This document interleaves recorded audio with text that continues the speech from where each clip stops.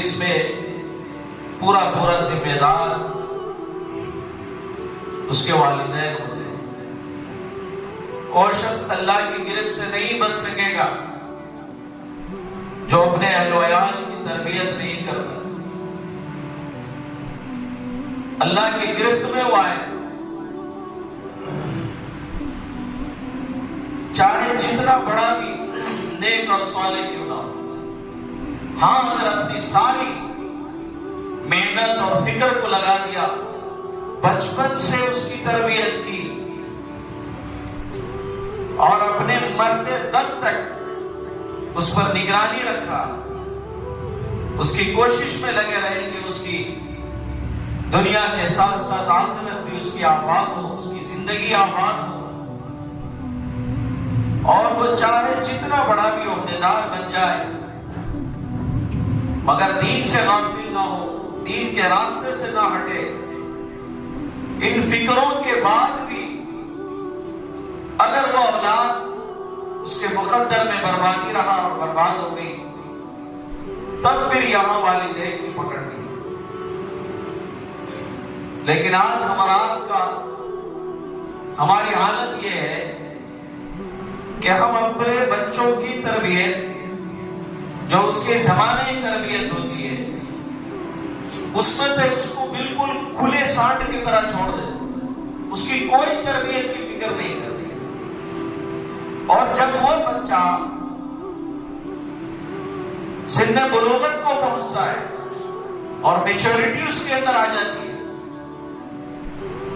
اور گناہوں کی لت اس کو لگتی ہے اور پھر اللہ کی زمین میں پھرتے ہوئے وہ لوگوں کی تکلیف کا ذریعہ بنتا ہے اور گناہوں میں، فسادات میں، خون خرابہ میں، چوری میں، ڈکیتی میں، زنا میں، بدکاری میں مبتلا ہوتا ہے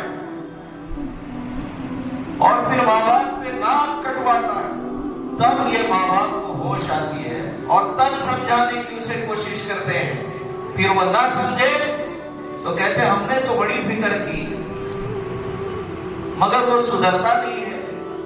جو فکر کرنے کا زمانہ تھا اس کو بے فکری میں جب گزار دیا، جو تربیت اس کو پانے کا زمانہ تھا اس زمانے کو چھوڑ دیا یوں ہی.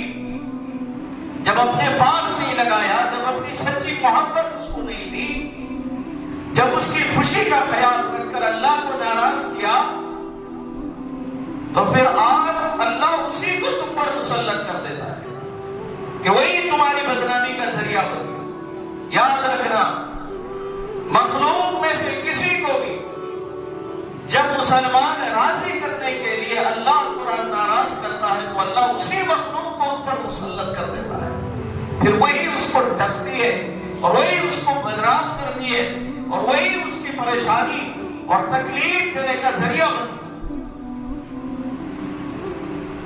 تب اولادوں کی تربیت اور اولادوں کو انسان جہنم کی آگ سے بچائے کیسے؟ کیا بڑی بڑی ڈگریاں دے کر، بڑے بڑے یونیورسٹیز اور کالجز میں ان کے ایڈمیشنز کروا کر، بڑے بڑے سرٹیفکیٹ دے کر، بہت اچھی ملازمت دے کر؟ یہ دنیاوی کالجز، یونیورسٹیز، یہ دنیاوی اسکولز اور ادارے یہ تمہارے بچوں کو دینی تربیت نہیں دیتے. یہ صرف دنیا کمانے کا اور دنیا حاصل کرنے کا، اور دنیا حاصل کرنے کے لیے لوگوں کو بیوقوف کس طرح سے بنایا جاتا ہے، کن چیزوں کی ٹریننگ دی جاتی ہے. یہ ایک ہنر سکھایا جاتا ہے کہ تم اپنے قلم کو مہارت کے ساتھ کیسے چلا سکتے ہو کہ سامنے والا بیوقوف بن جائے. تمہارے سامنے والا پیسہ والا ہے تو اس کے پیسے تمہارے جیب میں کس انداز سے آ سکتے ہیں، اس کے لیے تمہیں کون سے ٹیلنٹ کا استعمال کرنا ہے. وہ طریقے کوئی سا بھی ہو لیکن مال اس کا آ جائے اور دنیا تمہیں حاصل ہو جائے، چاہے وہ جائز ہو ناجائز ہو، اس کی تربیت وہ نہیں دیتے، محض ایک دنیا حاصل کرنے کی تربیت دیتے. وہ تمہیں یہ نہیں سکھاتے تمہاری اولاد کو کہ تمہارے سامنے آخرت کیا چیز ہے، تمہاری زندگی کے بعد کون سی آنے والی زندگی ہے، تمہارے اخلاقیات، تمہارے کردار، تمہارے نیچرز، تمہارے بیہیویئرز کیسے ہونی چاہیے، ان چیزوں کی تعلیم اور تربیت نہیں دیتے. وہ صرف دنیا کا ایک ہنر سکھاتے ہیں. وہ یہ نہیں سکھاتے کہ تم ماں باپ کے سامنے کس طرح سے پیش آنا ہے. وہ تمہیں یہ نہیں سکھاتے تمہاری اولاد کو کہ تمہارے مر جانے کے بعد، تمہارے والدین کے مر جانے کے بعد ان کے تم پر حقوق کیا ہیں، تمہیں کیسے ان کے حقوق کو ادا کرنا ہے. ان چیزوں کی تعلیم نہیں دیتے. ان ساری چیزوں کی تعلیم اگر کوئی دیتا ہے وہ سنت اور شریعت، قرآن و حدیث اور اسلام ان چیزوں کی تعلیم دیتا ہے جس سے مسلمان محروم ہے. ہم نے تو ان چیزوں کو سب سے کمزور سمجھا، سب سے کمزور. یاد رکھنا، مسلمانوں کی تباہی اور بربادی کا سب سے بڑا المیہ یہ ہے کہ اس نے دین کو سب سے کمزور سمجھ رکھا ہے، اور دین داروں کو. اور وہ راستہ جس سے انسان دین دار بنتا ہے، جس سے انسان سنتی لباس میں آتا ہے، جن سے انسان سنتی چہرہ بناتا ہے، ان راستوں کو اور ان پر چلنے والوں کو کمزور آج سماج کا یہ طبقہ سمجھتا ہے. مسلمانوں کا تباہی کیوں نہیں آئے گی؟ جب قرآن ہماری نظروں میں کمزور نعوذ باللہ ہو جائے، جب سنت و شریعت اور اسلامی اصول ہماری نظروں میں کمزور ہو جائے تو اللہ کسی لائق نہیں رکھے.